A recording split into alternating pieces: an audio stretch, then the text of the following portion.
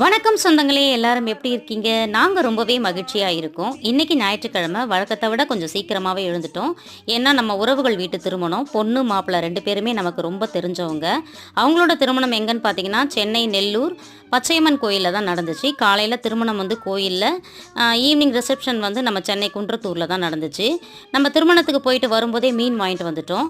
அந்த மீன்ல பார்த்தீங்கன்னா, நம்ம கன்னியாகுமரி ஸ்டைல்ல குழம்பு வச்சிருந்தேன். குழம்பு அவ்வளோ அருமையா இருந்துச்சு. குழம்பு, வறுவல், ரசம், சோறு எல்லாம் வச்சு முடிச்சுட்டு சாப்பிட்டு முடிச்சுட்டு பார்த்தா அவ்வளோ பாத்திரங்கள்.